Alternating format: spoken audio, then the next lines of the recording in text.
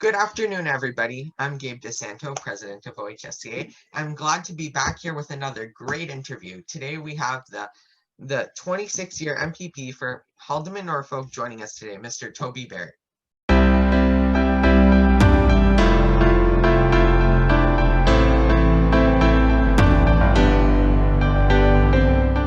Toby is the 7-term MPP for Haldimand-Norfolk, having been first elected in 1995. He has a deep knowledge in agriculture, having a master's in science degree from the Ontario Agricultural College, and lives on the family farm. He is currently the Parliamentary Assistant to the Minister of Agriculture, Food and Rural Affairs. He has a deep knowledge in government, and he has worked for, as I said, 26 years. Welcome, Mr. Barrett, to the show. We really appreciate you joining us today, and we're going to start off with a question and answer session. And all these questions are asked by members of our team, high school students in Ontario. So number one is, what has been your greatest achievement in your 26 years of being an MPP? And this one's from the OHSCA team. The greatest achievement, I guess I could reflect back on a few years, and I've been very fortunate that people down here in our rural area in Haldimand-Norfolk deem fit to put me back in. I think the greatest achievement is it's day by day, it's hour by hour, and it's essentially it's helping people. But you don't get to help people unless you get elected in the first place. One of the biggest achievements might be years ago, and I came in with Premier Mike Harris. I was a common sense revolutionary, and we made some really significant changes. I always wanted to be a revolutionary anyway.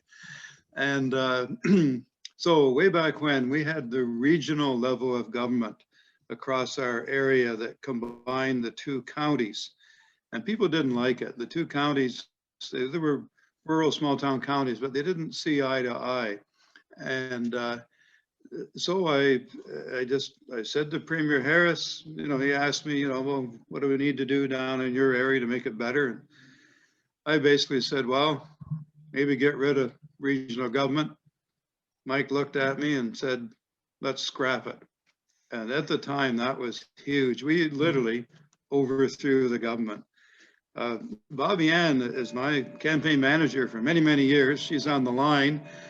We can't see her. She's the good-looking one of the crowd here. I don't know whether Bobby Ann's got any thoughts on what the greatest achievement is, because Bobby Ann and I have been working together for 20 years. Bobby? We're glad to have Bobby Ann join us. Thanks, Gabe.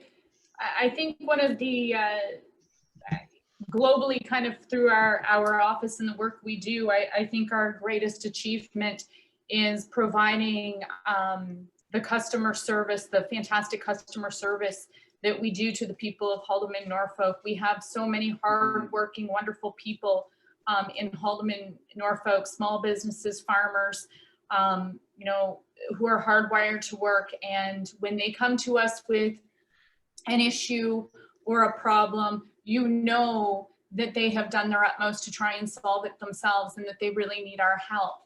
And I think that from my perspective, the greatest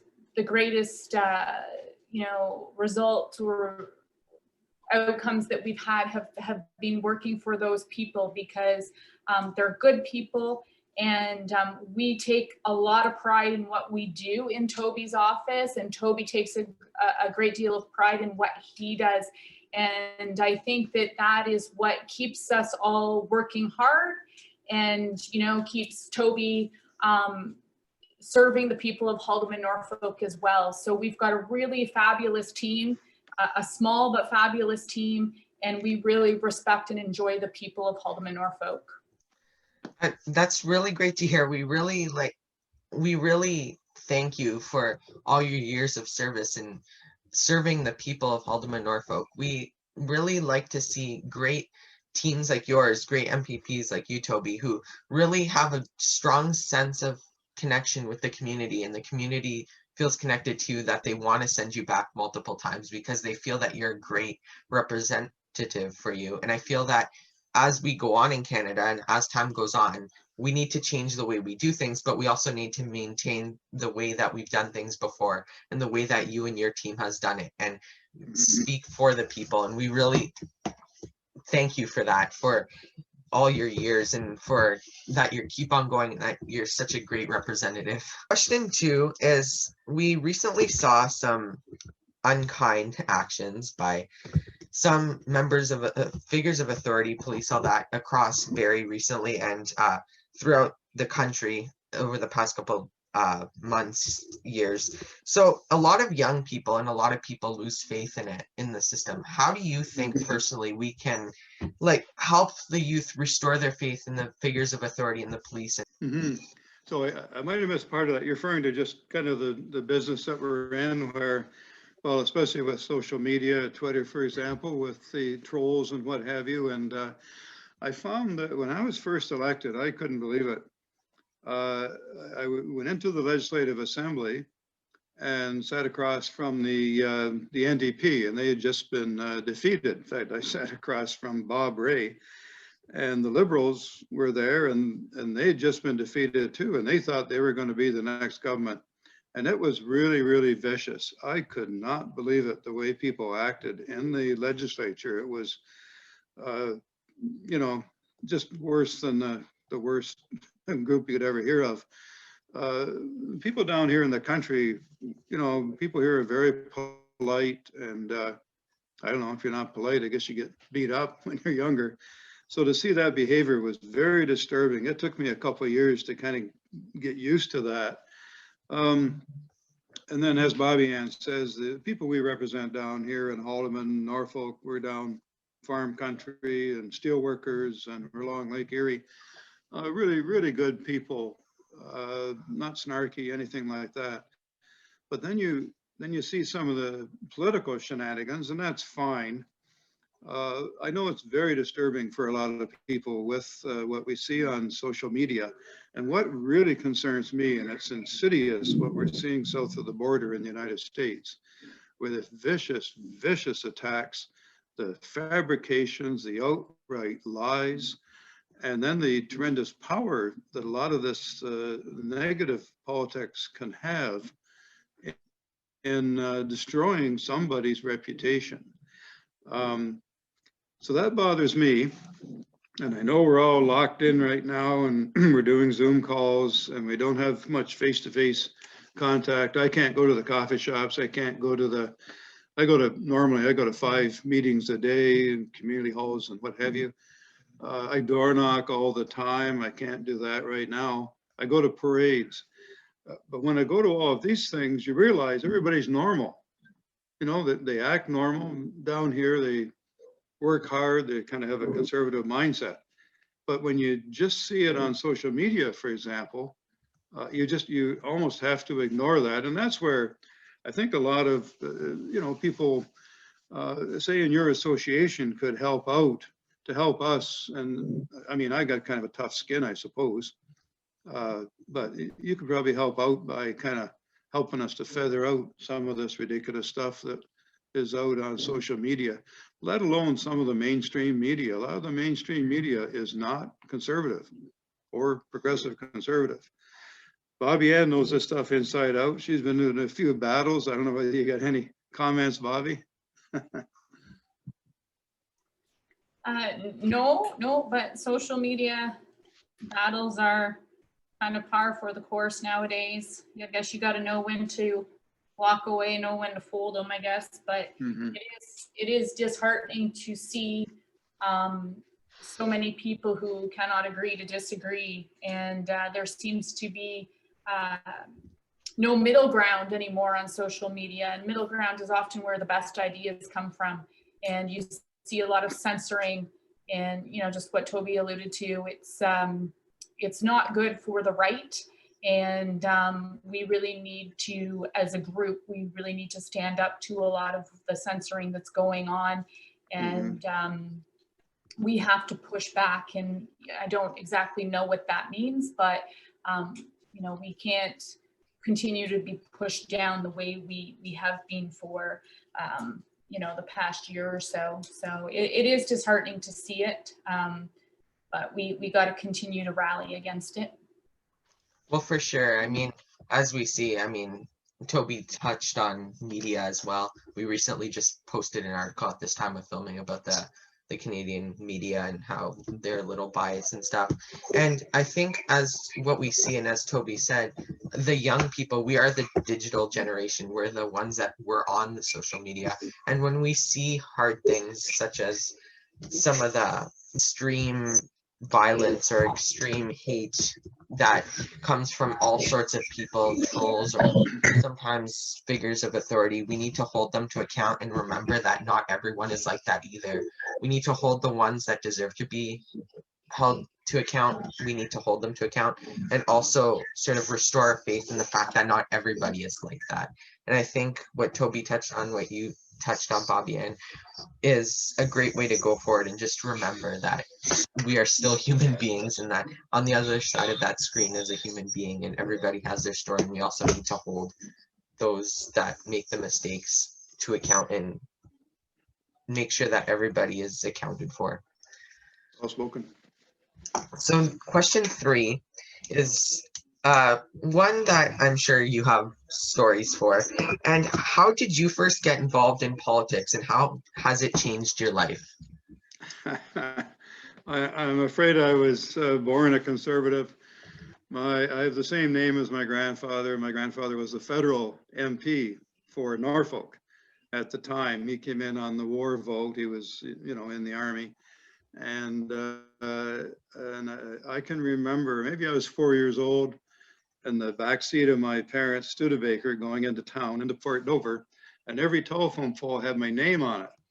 And I'm 4 years old, and my mom leaned around and looked at me, and I kind of knew then that this might be a job I might be doing. Now, I waited many, many years before I got into it, but I always, of course, I admired my grandfather, and I just, you know, I remember telling my great aunts and everybody, well, sometime I want to be like my grandfather. My family has been involved for many, many years. I'm the direct heir of a British parliamentarian. He was first elected to the Irish Parliament in 1799, and he bought, and then he was in the British House of Commons till about 1850, and he bought every single election. He was very, very wealthy. That kind of stuff went on back then. We saw what went on in the States quite recently, and having been involved in many, many elections and many by-elections, it's so important for all of us to be out there, and, you know, people in your organization to be out there to help out and as scrutineers and what have you, to make sure nobody cheats, make sure nobody buys the election like my family used to 150 years ago. Well, as we see going forward, well, we first of all, we are glad to hear that you are holding the Barrett name and continuing on in politics. But it's great that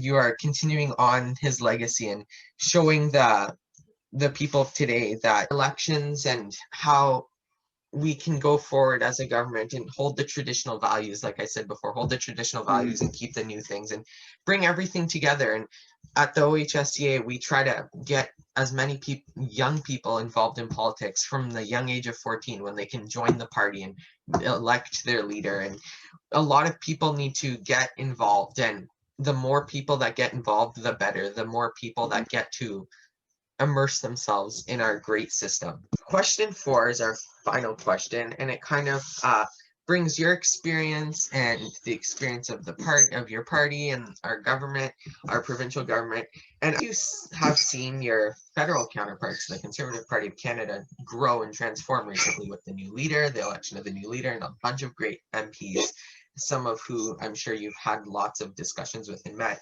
How do you think that they can follow the lead of the Ontario PC Party and form a successful majority government? You know, traditionally, and Bobby Ann may have some more up-to-date ideas, because I've done it traditionally, door knocking. Well, gosh, I guess I started door knocking when I was in university, and so it's all about door knocking and getting the candidate's name out there, having really good literature. Now, maybe we can substitute emails and substitute social media. I do a fair bit of social media with Instagram and Twitter and Facebook, for a number of years. And I always use photographs to help communicate, to get people's attention. You can't just drone on with long, long paragraphs and policy and what have you. So I think the other really important thing is certainly in high school, I was heavily involved in elections. We put up signs. I love putting up signs. You can never have enough people to help put up signs. And you're out there in the fresh air and you get to meet people and kick around, and that's a lot of fun. Of course, we need help with all the electronics and all that kind of stuff as well. Door knocking itself, administration, helping in the office, working the phones, is all kinds of things that you can get involved in. Bobby Ann's probably one of the best campaign managers in the province of Ontario, and she's been doing that for a number of years with me. I was involved with one of my campaign managers years ago was Doug Finley, well known in Ottawa, and his wife Diane Finley is our MP in Haldimand-Norfolk, and we learned a lot from Doug as well. So I'd like to turn it over to Bobby Ann. How the heck are the federal government or the federal candidates, how are they going to win the next election? Because Bobby's run a few federal campaigns as well. Bobby? Well, that's a very tough question. I think it all comes down to the work that each individual candidate does in their respective riding. I mean, you have to understand your electorate, you have to respond to your electorate, and you have to put in the work. I mean, you cannot be a candidate or that, is a Johnny come lately who, thinks they're going to just sail in and have it easy breezy and come out the winner. It doesn't, it's not like that. Campaigning has significantly changed. I started in this political world nearly 22 years ago, and there are a number of things that have changed when it comes to campaigns over the years. Technology, as Toby mentioned, is one of the biggest changes. How we rely on technology, and if that fails on election day, you better have hoped that you did everything right up until that point, and that you can now kind of put your confidence in the work that you did leading up to election day. But I think knowing the folks that you're representing is key, and putting the work in ahead of time. Elections aren't won overnight. They take a lot of work, and that starts, as Toby always says to us, that starts the day after you win an election. The next win starts that day. And campaigns really aren't rocket science. They're just hard work. I'd encourage all your members to keep in touch.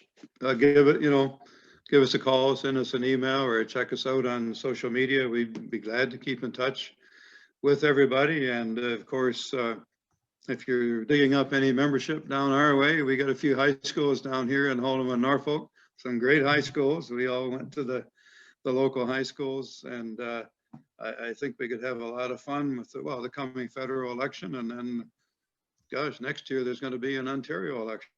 It's hard to believe. I was in grade 8 when the provincial election was, and I remember when you guys won a majority, I was so happy, and I remember all the teachers that told me it would never happen, and I was so glad. The next day was actually a day off, so I had to wait the weekend, but to politely tell them, told you so, that I knew that you guys were going to win, and I was so happy. And you know what? We're probably going to see a federal election soon, and everybody, all our members, everybody that's listening, all the youth that's listening, get involved. Go to your local, it may be different because of the pandemic, you may not be able to do the traditional door knocking or crowding in hundreds of people inside a campaign office listening to speakers and listening to the candidate. But it may be different. But you know what? I'm sure everybody needs help, as you've seen, as Bobby Ann has seen. Campaigns, as Bobby Ann said, campaigns are hard work, and a lot of people can get involved, and the more people, I'm sure, the better. And you know, it would be great to see people get involved. And at OHSCA, we want people to get involved, our members to get involved, and you know, it would be great to see that. And that's a really good piece of advice. Thank you for that. Before we end, we always like to do a small little chat, and just one last piece of advice. What do you think that, I think we touched on it a lot, but what do you think that one takeaway that high school conservatives and high school students in general can do to get more politically active in their community, active in their politics, because it is their country, and it is their country, and how can they get involved in politics and get involved? Yeah, I think there is some, you know, wonderful stuff on social media, Ontario politics, Canadian politics, U.S. politics. I know down our way, we're like my farm, I'm only 30 miles from Erie, Pennsylvania, across Lake Erie. So U.S. politics seems to dominate here as well. People find it, you know, it's very, very interesting. So follow that kind of stuff, and you know, make sure check with some of your friends who, you know, maybe they're conservative or progressive conservative, see if they, you know, they got an interest, get together. And then if you have a sitting member, contact their office or their you know, their riding association, the local conservative association. Bobby Ann could give you some help there, or there's other MPPs or MPs that could point you in the right direction. And just get in touch with them and just say, hey, you'd like to help out, you'd like to volunteer, or you'd like to learn a bit more. I was just going to say, I think there's a real opportunity for high school students, especially given the fact that you guys have to do your volunteer hours. Yes. Those volunteer hours are a good place to start, like politically asking associations if you can, you know, help out, whether it's stuffing envelopes, that type of thing. Anything to get you in the door and get you you know, involved is very important, and we try to locally encourage students to come to us when they need those volunteer hours. Yeah, that's also a great thing. I mean, as we're seeing elections sprout out, if you need volunteer hours, reach out to your candidate, and just that's a great opportunity to meet the people in your community and get involved. So we really thank you, Toby and Bobby Ann. Thanks, Bobby Ann, especially for joining in. And thank you, Toby, for taking time out of your very busy days and very busy schedules for joining us. And we wish you well in whatever the future holds for you, next elections and your many, many sessions in legislature. And we thank you. And we hope you have a great day. Thank you for joining us today. Thank you very much. Keep in touch, everybody. Thank you very much. Thank you. And that is it. We hope today you enjoyed today's video. You can look forward to more videos coming soon, and make sure to follow our Twitter and Instagram accounts at Ontario HS Cons for info about our next interview and for more great content. Make sure to look at our website on ontariohsconservatives.org to learn more about us, to see our projects, and for more great content. Make sure to like this video, subscribe to our YouTube channel, and don't forget to click the notification bell so you never miss a video. We hope to see you all soon.